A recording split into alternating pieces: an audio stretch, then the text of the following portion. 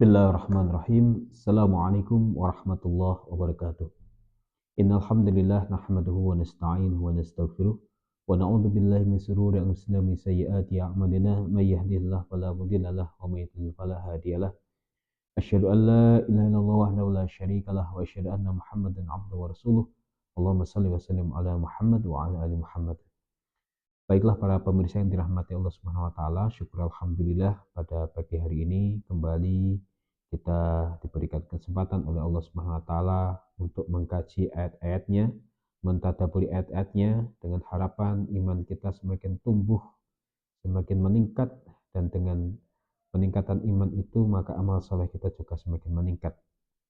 Begitupun juga ketika kita memahami Al-Quran, maka dengan pemahaman itu harapannya kita bisa mengaplikasikannya dalam kehidupan sehari-hari. Karena Al-Quran diturunkan bukan hanya untuk dibaca, tapi diamalkan, dan cara mengamalkannya adalah dengan cara memahaminya. Baik, para pemirsa yang dirahmati Allah SWT, alhamdulillah tafsir juz amma kita sampai pada surat An-Nasr. Surat An-Nasr yang artinya pertolongan ini adalah surat Madaniyah, yaitu surat yang diturunkan setelah Nabi hijrah dari Mekah ke Madinah. Ya, jadi setelah Nabi hijrah dari Mekah ke Madinah. Surat ini adalah surat yang ke-110 dan terdiri dari 3 ayat. Baik, kita akan baca terlebih dahulu. A'udzubillahi minasyaitonirrajim. Bismillahirrahmanirrahim. Idza jaa nasrullahi wal fath wa ra'aitan nasa yadkhuluna fi dinillahi afwaja fasabbih bihamdi rabbika wastaghfir innahu kana tawwaba. Baik, kita akan terjemahkan secara lafziyah. Idza apabila jaa telah datang nasru pertolongan Allahi Allah wal fath dan kemenangan yaitu penaklukan kota Mekah wa ra'aita dan kamu melihat annasa manusia yadkhuluna mereka masuk ke dalam dini agama Allahi Allah afwajan dengan berbondong-bondong yaitu setelah penaklukan kota Mekah. Fasabbih maka bertasbihlah bihamdika dengan memuji Rabbika Tuhan pencipta kamu wastaghfir dan mohonlah ampunan kepadanya. Innahu sesungguhnya dia karena dia adalah tawwaba maha penerima taubat. Baik, asbabun nuzul surat ini turun ketika peristiwa kemenangan Fathul Mekah pada tahun ke-8 Hijriah. Fathu Mekah terjadi karena Nabi Muhammad SAW mengadakan perjanjian Hudaybiyah pada tahun ke-6 Hijriah. Isi perjanjian itu adalah kaum muslimin dan kaum musyrikin melakukan gencatan senjata. Ya. Namun mereka ternyata orang-orang musyrikin itu berkhianat ya, dengan salah satunya melakukan pembunuhan bersama dengan koloni-koloninya, koloni kaum musyrikin. Maka kemudian Nabi Muhammad SAW ya, datang ke kota Mekah dengan sekitar 10.000 pasukan ya, untuk menaklukkan kota Mekah.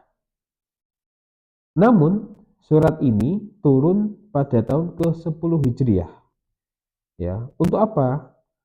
Ya, yaitu untuk mengingatkan kaum muslimin terkait dengan penaklukan kota Makkah sebagai nikmat yang diberikan oleh Allah kepada kaum muslimin. Jadi ketika tahun ke-10 Hijriah, Nabi Muhammad SAW melaksanakan haji wada, haji yang terakhir, haji perpisahan, dan ketika itulah surat An-Nasr ini turun, ya, untuk mengingatkan kepada kaum muslimin bahwa Allah Subhanahu wa taala pernah memberikan kenikmatan kaum muslimin dengan menaklukkan kota Mekah tanpa pertumpahan darah. Yang mana sebelumnya kaum muslimin diusir dari kota Mekah, bahkan Nabi Muhammad SAW sendiri ya diancam mau dibunuh di kota Mekah. Kemudian Allah memerintahkan kepada Nabi Muhammad untuk hijrah ke Madinah. Surat ini dinamakan surat An-Nasr ya. Ada juga yang mengatakan surat At-Taudi yang adalah surat perpisahan yang menunjukkan bahwa tugas Nabi Muhammad SAW sebagai Nabi dan Rasul sudah selesai. Dan kalau tugas Nabi dan Rasul sudah selesai, maka Allah akan kembali memanggil Nabi dan Rasulnya ya, kembali ke Allah Subhanahu wa taala atau diwafatkan oleh Allah Subhanahu wa taala. Disebutkan dalam sebuah hadis bahwa eh, Ibnu Abbas ini suatu ketika dipanggil oleh Umar bin Khattab, ya, dipanggil oleh Umar bin Khattab untuk melakukan rapat atau pertemuan dengan sahabat-sahabat senior, sehingga para sahabat-sahabat senior ini protes, wahai Umar, ya, Ibnu Abbas masih anak-anak, kenapa engkau ajak dengan para senior, ya, dengan kami yang para orang-orang senior. Kalau begitu anak-anak kami juga boleh dong diajak untuk mengikuti pertemuan ini.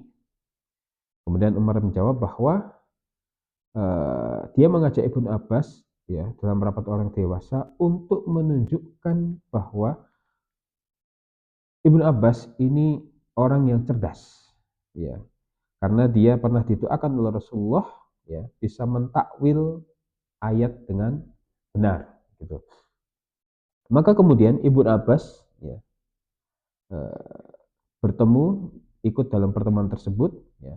Umar kemudian memberikan pertanyaan kepada para sahabat-sahabat senior tadi, bagaimana pendapatmu tentang surat An-Nasr? Bagaimana tafsirnya? Benar, para sahabat sebagian menjawab atau yang mengatakan, ketika kita mendapatkan kemenangan, maka hendaklah kita bertasbih dan beristighfar. Kemudian sebagian lagi tidak memberikan jawaban, tidak memberikan tanggapan. Kemudian Umar bin Khattab, ya, memberikan kesempatan kepada Ibnu Abbas, wahai Ibnu Abbas, apakah jawabanmu seperti itu? Ibnu Abbas mengatakan tidak. Ibnu Abbas memberikan pendapatnya dalam menafsirkan surat An-Nasr. Dia menjawab bahwa ayat ini adalah tanda, ya, bahwa ajal Nabi akan datang atau Nabi akan wafat. Maka diminta untuk istighfar dan bertasbih. Maka Umar kemudian menjawab, dan itulah yang aku fahami. Jadi Umar ini menunjukkan kecerdasan Ibnu Abbas kepada para sahabat-sahabat senior. Baik, kita akan bahas ayat per ayat. Bismillahirrahmanirrahim. Idza jaa nasrullahi wal fath. Apabila telah datang pertolongan Allah dan kemenangan, yaitu penaklukan kota Mekah.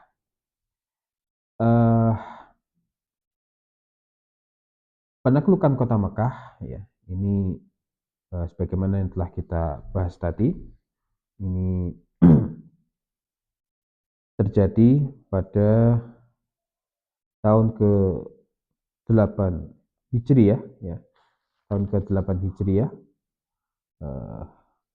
yang mana ketika Nabi datang dengan 10.000 pasukannya, ya, orang-orang musyrikin Mekah itu tidak berani melakukan perlawanan karena sudah mengatur kekuatan dan tidak mungkin menang, gitu. Maka kemudian Nabi Muhammad SAW ketika itu menunjukkan akhlaknya yang luar biasa. Beliau tidak balas dendam kepada Abu Sufyan, ya, kepada orang-orang yang dulu telah mengusirnya, mau membunuhnya. Tapi Nabi mengatakan siapa yang masuk masjid aman, siapa yang masuk rumahnya masing-masing aman, siapa yang masuk rumahnya Abu Sufyan juga aman, ya. Sehingga luar biasa, ini menjadikan lawan menjadi kawan, mereka yang dulu memusuhi menjadi orang-orang yang kemudian akan masuk Islam. Wa ra'aitan nasa yadkhuluna fi dinillahi afwaja. Dan kamu melihat manusia mereka masuk ke dalam agama Allah dengan berbondong-bondong. Dikatakan berbondong-bondong di sini karena kabilah-kabilah Arab selain Quraisy itu sedang menantikan bagaimana nasib Quraisy.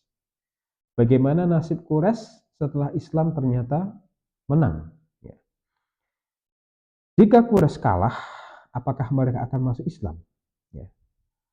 Maka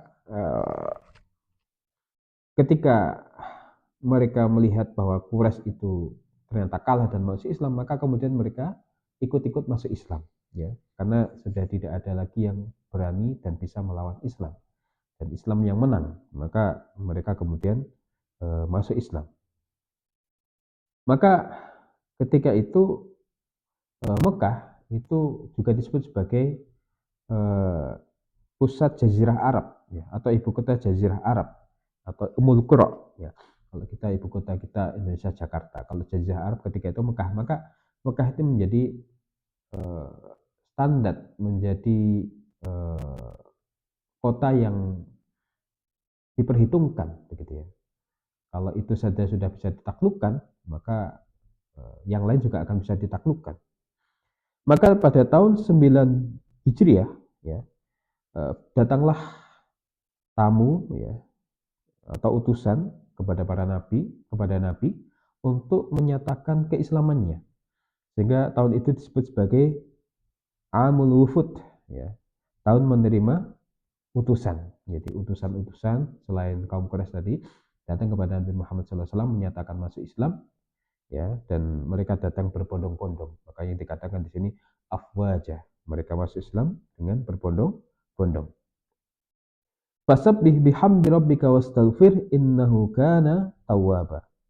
Maka bertasbihlah dengan memuji Tuhanmu dan mohonlah ampunan kepadanya, sesungguhnya dia adalah penerima taubat. Ini penting sekali untuk kita ketahui bahwa Nabi Muhammad SAW dakwah selama 23 tahun. Semua dilakukan dengan penuh pengorbanan, dengan penuh perjuangan. Tapi ketika Nabi berhasil, ya, ketika Nabi berhasil, beliau tidak ujub. Bahkan diminta untuk bertasbih kepada Allah Subhanahu wa taala dan meminta ampun kepada Allah Subhanahu wa taala.